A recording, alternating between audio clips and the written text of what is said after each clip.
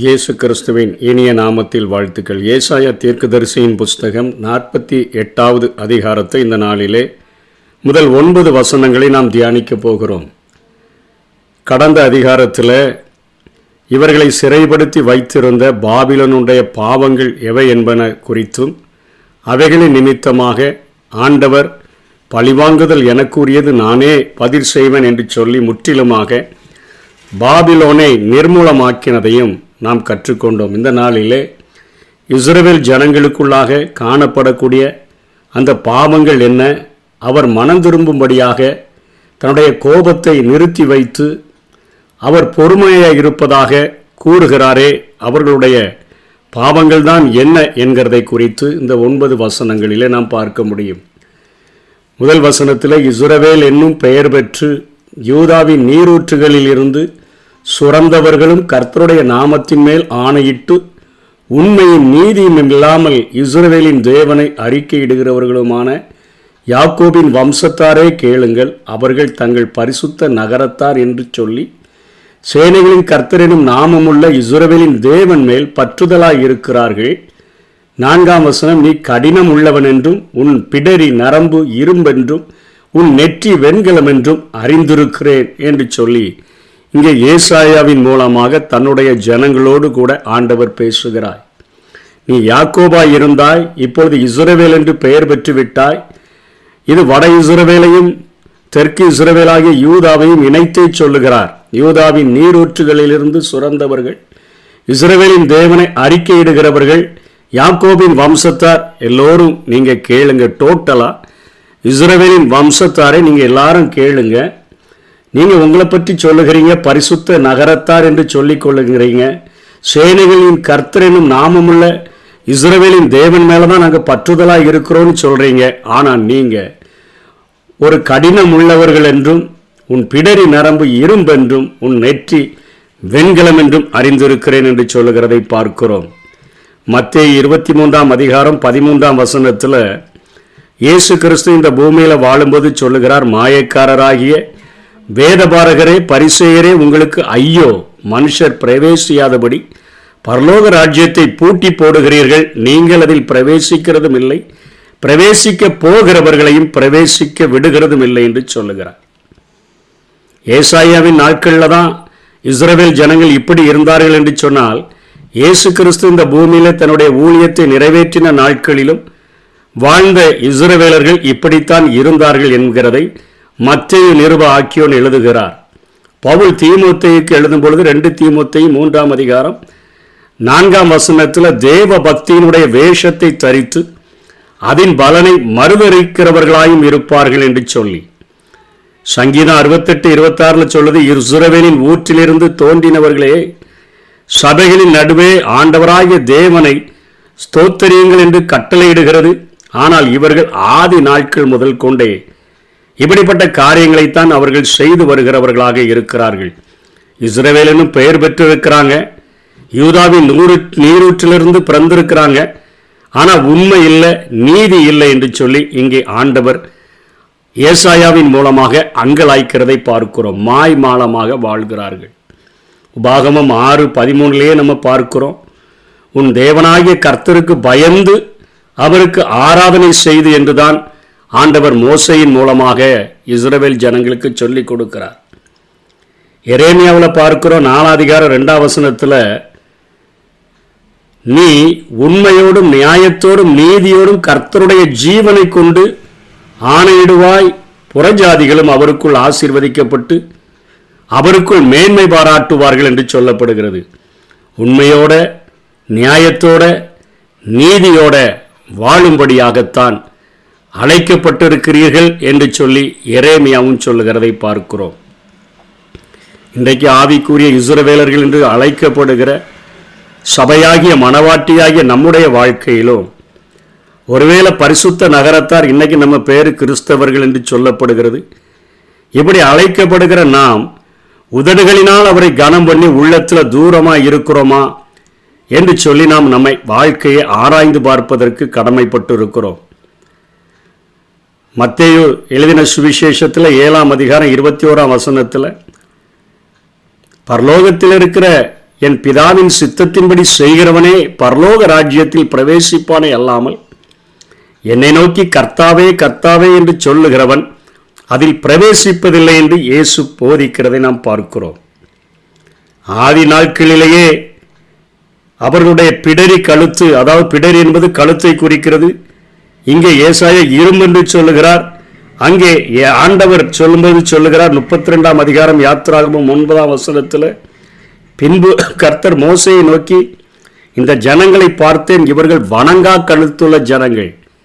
இந்த பிடரி நரம்பு அத்தனை கடினமாக இருக்குது, வணங்குகிறதற்கு கூட குனியாதபடி அத்தனை நிமிர்ந்து நடக்கிற, திமிராய் நடக்கிற ஜனங்கள் என்று தான் ஆண்டவர் சொல்லுகிறார். மோசேயும் அவர்களை பார்த்து உபாகமம் 31ஆம் அதிகாரம் 27ஆம் வசனத்தில், நான் உன் கலக குணத்தையும் உன் கடின கழுத்தையும் அறிந்திருக்கிறேன். எத்தனை வார்த்தைகள் உபயோகப்படுத்தப்படுகின்றன.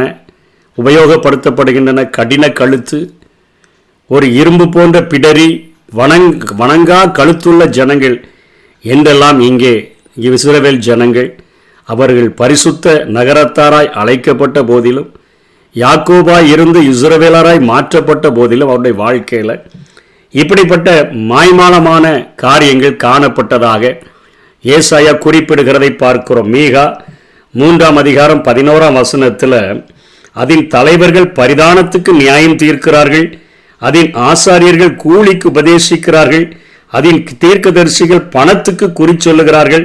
ஆகிலும் அவர்கள் கர்த்தரை சார்ந்து கொண்டு, கர்த்தர் எங்கள் நடுவில் இல்லையோ, தீங்கள் எங்கள் மேல் வராது என்கிறார்கள். ஒரு முற்றிலுமான ஒரு மாய்மாலமான வாழ்க்கை வாழ்கிற ஜனங்களை பார்த்து அன்றைக்கு ஏசாயா அத்தனையாய் எச்சரிக்கிறதை பார்க்கிறோம். இன்றைக்கும் ஆவிக்குரிய இஸ்ரவேலர்களாய் வாழக்கூடிய நம்மை குறித்தும் ஆண்டவர் இத்தனை கரிசனை உடையவராக, அவர் நம்ம மேல அத்தனையாக கோபத்தை நிறுத்தி வைத்துவிட்டு பொறுமை உள்ளவராக, நம்மோடு கூட இடைபடுகிறவராக அவர் இருக்கிறார். இன்னைக்கு இப்படிப்பட்ட பாவத்தின் காரியங்களிலிருந்து, நாம் மாய்மாலமான வாழ்க்கையிலிருந்து நாம் அவருடைய சித்தத்தை அறிந்து நாம் மனம் திரும்ப வேண்டும் என்று சொல்லி வேதம் நமக்கு அறிவுறுத்தக்கூடியதாக இருக்கிறது. நமக்கு சொல்லப்பட்ட சத்தியத்தின்படி நம்ம பிடரி அது ஒரு இரும்பை போல இல்லாதபடி, வணங்கா கழுத்துள்ள ஜனங்களா இராதபடி, நம்முடைய கடின கழுத்தாய் இராதபடி ஆண்டவருக்கு நம்மை அர்ப்பணித்து நம்மை தாழ்த்தி, நாம் நம்முடைய தலைகளை அவருக்காக தாழ்த்தி அவர் சொல்லுகிற வார்த்தையின்படி வாழும்படியாகத்தான் வேதம் நம்மை அழைக்கிறதை பார்க்கிறோம். ரோமர் எழுதின சுவிசேஷம் 2ஆம் அதிகாரத்தில் 17ஆம் வசனத்திலிருந்து 24ஆம் வசனம் வரையிலும் ரோமர்களுக்கு அங்கே பவுலும் இப்படிப்பட்ட காரியத்தை எழுதுகிறதை பார்க்கிறோம். ஆதி நாட்களிலிருந்து இப்போ நம்ம வாழ்கிற இந்த நாட்கள் வரையிலும் இன்றைக்கு ஆண்டவருடைய பெயரை சொல்லிக்கொண்டு மாய்மாலங்கள் இருக்கிறதை பார்த்து ஆண்டவர் கண்ணீர் வடிக்கிறவராக இருக்கிறார். ஆகவே தான் இந்த பகுதிகள் நம்முடைய மனம் திரும்புதலுக்கென்று ஆண்டவர் நமக்கென்று எழுதி வைத்திருக்கிற சத்தியங்களாக அவைகள் விளங்கக்கூடியதாக இருக்கின்றன. நீ யூதன் என்று பெயர் பெற்று நியாயப்பிரமாணத்தின் மேல் பற்றுதலாக இருந்து தேவனை குறித்து மேன்மை பாராட்டி, எவ்வளோ அழகா சொல்றாரு, யூதன் என்று உனக்கு பேரு. இன்னைக்கு நம்மளை பார்த்தா கிறிஸ்தவர்கள் என்று பெயர். நியாயப்பிரமாணத்தின் மேல் பற்றுதலாக இருந்து, நம்ம இன்னைக்கு வேதத்தின் மேலே பற்றுதலாக இருக்கிறோம். தேவனை குறித்து மேன்மை பாராட்டுகிறவர்களாக காணப்படுகிறோம். நியாயப்பிரமாணத்தினால் உபதேசிக்கப்பட்டவனாய் அவருடைய சித்தத்தை அறிந்து நன்மை தீமை இன்னதென்று வகையறுக்கிறாயே. நமக்கு இது பாவம் இல்லை, எல்லா காரியமும் தெரியும். எது நன்மை எது தீமைன்னு தெரியும். எது ஆண்டவருக்கு பிடிக்கும் எது ஆண்டவருக்கு பிடிக்காது என்று சொல்லி நன்றாக தெரியும். தொடர்ந்து சொல்லுகிறார் 19ஆம் வசனத்தில், நீ உன்னை குருடருக்கு வழிகாட்டியாகவும் அந்தகாரத்தில் உள்ளவர்களுக்கு வெளிச்சமாகவும் பேதைகளுக்கு போதகனாகவும் குழந்தைகளுக்கு உபாத்தியானாகவும் நியாயப்பிரமாணத்தின் அறிவையும் சத்தியத்தையும் காட்டிய சட்டமுடையவனாகவும் எண்ணுகிறாய். மனசில் தான் அப்படி நினைக்கிறார். என்ன நினைக்கிறார்? நான் ரொம்ப கரெக்டாக இருக்கிறேன், நான் நிறைய குருடர்களுக்கு வழிகாட்டுகிறேன், நான் இப்போ வெளிச்சத்தில் இருக்கிறேன், நான் அந்தகாரத்தில் உள்ளவங்களுக்கெல்லாம் நான் வழிகாட்டுகிறேன், நான் இப்போ பேதையாக இருக்கிறாங்க, எனக்கு இப்போ நிறைய தெரியும், அதனால் நான் போதிக்கிறேன், அவங்கெல்லாம் குழந்தைங்க, நான் சத்தியத்தில் ரொம்ப தேர்ந்து போய் இருக்கிறேன், அதனால் அவர்களுக்கு நியாயப்பிரமாணத்தினுடைய அறிவை சத்தியத்தெல்லாம் நான் காட்டக்கூடியவனாக சொல்லிக் கொடுக்கக்கூடியவனாக இருக்கிறேன் என்று சொல்லி தம்பட்டம் அடித்துக்கொண்டு தற்பெருமை பிடித்தவனாக நீ வாழ்கிறாயே. இப்படி இருக்க மற்றவனுக்கு போதிக்கிற நீ உனக்குத்தானே போதியாமல் இருக்கலாமா என்று ஆண்டவர் கேட்கிறதை பார்க்கிறோம். களவு செய்யக்கூடாது என்று சொல்லுகிற நீ களவு செய்யலாமா? விபச்சாரம் செய்யக்கூடாதுன்னு சொல்லுகிற நீ விபச்சாரம் செய்யலாமா? விக்கிரகங்களை அருவருக்கிற நீ கோயில்களை கொள்ளையிடலாமா என்று சொல்லி கேட்டுட்டு 24ஆம் வசனத்தில் சொல்றாரு பவுல், எழுதியிருக்கிறபடி தேவனுடைய நாமம் புறஜாதிகளுக்குள்ளே உங்கள் மூலமாய் தூசிக்கப்படுகிறதே. தூசிக்கப்படுகிற ஒரு வாழ்க்கையை இன்றைக்கு அவருடைய பிள்ளைகள் என்று அழைக்கப்படுகிறவர்கள் உலகத்தோடு கூட ஒத்த வேஷம் தரித்து மாறுபாடுள்ள சந்ததியை விட்டு பிரிந்து ஆண்டவருக்கு நிருபங்களாக வாழ வேண்டிய ஜனங்கள் மாய்மாலமாய் வாழ்கிறதை பார்த்து இன்றைக்கு தேவனுடைய நாமம் புறஜாதிகளுக்குள்ள உங்கள் மூலமாய் தூசிக்கப்படுகிறத, ஆண்டவரை நம்பாத ஜனங்களுக்கு முன்பாக தூசிக்கப்படுகிறதே என்று சொல்லி இங்கே பவுல் எப்படி வேதனை அடைந்தாரோ அதே போலத்தான் இங்கே ஏசாயாவும் வேதனை அடைந்து இந்த காரியங்களை சொல்லுகிறார். அவங்க என்ன சொல்கிறாங்க, அந்த நாட்களில் நாங்கள் விக்கிரகத்தெல்லாம் உண்டு பண்ணி வச்சுருக்கிறோம், அவைகள் எல்லாம் எங்களுக்கு முன்னமே அறிவித்துறோம், வராததற்கு முன்னெல்லாம் வெளிப்படுத்துகிறோன்னு சொல்லி அவைகளின் மேலே நம்பிக்கையாக இருக்கிறீங்களே, நான் தானே உங்களுக்கு நீங்கள் 400 வருஷம் அந்த எகிப்து தேசத்தில் போய் மாட்டிக்கொள்ளுவீங்க, உபத்திரவப்படுவீங்க, மீண்டும் மிகுந்த பொருள்களோடு கூட மிகப்பெரிய திரளான ஜாதியாக்கி உங்களை நான் புறப்பட செய்து உங்களை பாலும் தேனும் ஓடுகிற தேசத்தில் உங்களை சேர்ப்பேன்னு சொல்லி நான் உங்களுக்கு அறிக்கை பண்ணினேன். அந்த 400 வருஷத்தில் சரியாக உங்களை நான் விடுதலை செய்து கொண்டு வந்தேனே, என்னுடைய நாம மகிமைக்கென்று இத்தனை காரியங்களை நான் செய்தேனே என்று சொல்லி ஆண்டவர் அவர்களோடு கூட வாதிடுகிறதை பார்க்கிறோம். 5ஆம் வசனத்திலிருந்து 9ஆம் வசனம் வரையிலும் அவர்களிடத்தில் காணப்பட்ட இன்னொரு பாவம் தீர்க்க தரிசனங்களும் துணிகரங்களும் என்கிற காரியங்கள் அவங்களுக்குள்ள காணப்பட்டது. அதாவது தீர்க்க தரிசனங்கள் எண்ணப்படுபவை தூர செய்திகளை முன்னே நமக்கு சொல்லக்கூடியவைகளாய் இருந்தன.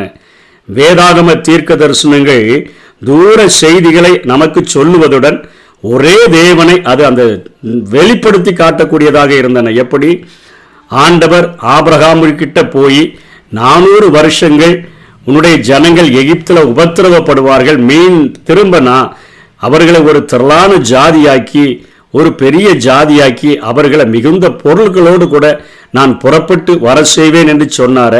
அது யோசேப்பு கூட அறிந்திருந்தபடினால நீங்கள் இங்கிருந்து போகும்பொழுதே இங்கே இருக்கக்கூடிய பிரமிடுகளில் என்னுடைய சரீரத்தை வைக்க வேண்டாம், என்னுடைய எலும்புகளை எல்லாம் இங்கேருந்து நீங்கள் எடுத்துட்டு போயிருங்கன்னு சொல்லி கட்டளை கொடுத்தாரே. யோசேப்பு அவர் மரிக்கிற நாட்களிலே பொற்கால ஆட்சியைத்தான் அங்கே இஸ்ரவேலர்கள் சந்தித்து கொண்டிருந்தார்கள். யோசேப்பை அறியாத ராஜன் தோன்றின பொழுதுதான் அவர்கள் உபத்திரவத்துக்கு நேராக கடந்து சென்றார்கள். அப்படி அத்தனை காரியங்களையும் நான் முன்னறிவித்து அதை 400 வருடங்கள் கழித்து கரெக்டா அதை நிறைவேற்றுகிற ஒரு வல்லமை உடையவராக இருக்கிறேன் என்று அந்த தீர்க்க தரிசனம் நிறைவேறும் பொழுது ஒரே தேவனை அவர்கள் மகிமைப்படுத்தக்கூடியவர்களாக இருந்தார்கள். வேதாகமத்தினுடைய தீர்க்க தரிசனங்கள் தீர்க்க தரிசனம் சொன்னவர்களை அல்ல, தேவனை மகிமைப்படுத்தக்கூடியதாக இருந்தது. அனைத்தையும் திட்டமிட்டபடியே செய்யும் அளவற்ற ஞானம் வல்லமை உடைய அவரது தன்மையை விளக்குவதுதான் தீர்க்க தரிசனம். சொன்னதை செய்கிறவர், அவர் செய்ய நினைத்தது தடைபடாது, அதை செய்கிறதற்கு ஞானமுடையவர், அளவற்ற வல்லமை உடையவர். இந்த காரியம்தான் வேதத்தில் சொல்லப்படுகிற தீர்க்க தரிசனங்கள். குறி சொல்கிறதற்கும் தீர்க்க தரிசனங்களுக்கும் நிறைய வேறுபாடு இருக்குது. தீர்க்க தரிசனங்கள் தேவனை மாத்திரம் உயர்த்தும், குறி சொல்றது அதனை கூறுவோனை உயர்த்தும். இந்த கிறிஸ்துவின் நாமத்தில் மன தோற்றங்களை எல்லாம் தீர்க்க தரிசனங்கள் என்ற பெயரில் துணிகரமாக கூறுவருக்கு எச்சரிக்கையாகத்தான் 9ஆம் வசனம் எழுதப்படுகிறது. அவங்க ஒருவேளை நினச்சிக்கிறாங்க நமக்கு தண்டனை ஒன்றும் வரலன்ன உடனே அவங்க நினச்சிக்கிறாங்க தேவன் தமது மகிமையை கேலி பொருளாக்க அவர் அனுமதிச்சிட்டார் போல அப்படின்னு நினச்சிக்கிட்டு இருக்கிறாங்க. அவரது பொறுமையை அவரது பலவீனம்னு சொல்லி நம்ம நினைக்கக்கூடாதுன்னு சொல்லிட்டு தான் 9ஆம் வசனத்தில் சொல்கிறாரு, என் நாமத்தின் நிமித்தம் என் கோபத்தை நிறுத்தி வைத்தேன், உன்னை சங்கரிக்காதபடிக்கு நான் என் புகழ்ச்சியின் நிமித்தம் உன்மேல் பொறுமையாயிருப்பேன் என்று சொல்லுகிறதை பார்க்கிறோம்.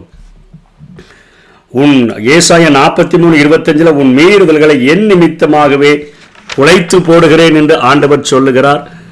சங்கீதம் 79:9 எங்களை ரட்சிக்கும் தேவனே, நீர் உமது நாமத்தின் மகிமை நிமித்தம் எங்களுக்கு உதவி செய்து உமது நாமத்தின் நிமித்தம் எங்களை விடுவித்து எங்கள் பாவங்களை நிவர்த்தியாக்கும். அவருடைய நாமம் என்ன? எசேக்கியேல் 20:9 நான் என்னை இவர்களுக்கு வெளிப்படுத்தி இவர்களுக்கு முன்பாக என் நாமம் பரிசுத்த குலைச்சலாக்காதபடி இவர்களை எகிப்து தேசத்திலிருந்து புறப்பட பண்ணி என் நாமத்தின் நிமித்தம் கிருபை செய்தேன். அவருடைய நாமம் கிருபை நிறைந்தவர், இரக்கம் நிறைந்தவர், இரக்கம் மிகுந்த ஒரு ஆண்டவர். ஆகவே தான் இன்னைக்கு தன மனசுல தோன்றதெல்லாம் தீர்க்க தரிசனம்னு சொல்லி ஜனங்களை பிரியப்படுத்தி கொண்டிருக்கிறவங்க தண்டனைகளை அனுபவிக்காம இருக்கிறாங்க. அப்படிப்பட்ட பாவங்களும் இன்றைக்கு ஆவிக்குரிய இஸ்ரவேலர்கள் மத்தியில் காணப்படுதுன்னு சொல்லி ஆண்டவர் சொல்றாரு, என்னுடைய நாமத்தை கேலி பண்ணாம என்னுடைய வார்த்தைகளை நீங்கள் ரொம்பவும் அசட்டைத்தனமாக நீங்கள் சொல்லிட்டு இருக்கிறீங்க. நான் என் கோபத்தை நிறுத்தி வச்சிருக்கிறேன். என்னுடைய புகழ்ச்சி நிமித்தம் உன் மேலே நான் கொஞ்சம் பொறுமையாக இருக்கிறேன். மனம் திரும்பு என்கிற காரியங்களை குறித்து இங்கே ஆண்டவர் எச்சரிக்கிறதை பார்க்கிறோம். மாய்மாலங்களை ஆண்டவர் வெறுக்கிறவராக, ஆண்டவர் சொல்லாததை சொல்லுகிறதையும் ஆண்டவர் வெறுக்கிறவராக இருக்கிறார். அப்படிப்பட்டவர்கள் மனம் திரும்ப வேண்டும் என்பதற்காக ஏசாயா அந்த நாட்களில் அவர்கள் நாட்களில் வாழ்ந்த இஸ்ரவேலருக்கு அவர் தீர்க்க தரிசனம் உரைத்தார். மோசே தன்னுடைய நாட்களில் வாழ்ந்த ஜனங்களுக்கு அவர் சொல்லிக் கொடுத்தார். எரேமியா சொல்லிக் கொடுத்தார். மீகா சொல்லிக் கொடுத்தார். இயேசு கிறிஸ்து சொல்லிக் கொடுத்தார். பவுல் அப்போஸ்தலரும் சொல்லிக் கொடுத்தார். இன்றைக்கும் ஆண்டவரை நேசிக்கிற தேவ பிள்ளைகளும் இப்படிப்பட்ட வசனத்தின் மூலமாக பரிசுத்த ஆவியானவருடைய உதவியோடு கூட நமக்கு போதிக்கிறார்கள். அவைகளுக்கு கீழ்ப்படிந்து நாம் உள்ளத்தின் ஆழத்திலிருந்து முழு இருதயத்தோட, முழு ஆத்துமாவோட, முழு மனசோட, முழு பலத்தோடு அவரிடத்தில் அன்பு கூறுவோம். அவருக்கு பிரியமுள்ள வாழ்க்கையை வாழ்வோம். கர்த்தர் தாமே நம்மை ஆசீர்வதிப்பாராக. ஆமென். பசுத்தை போர்த்திய புலியானி பயிரை மேயும் வேலியா, வெளியில் ஒரு குணம் கோயிலில் ஒரு குணம், இதுதான் உந்தன் வாழ்க்கையா?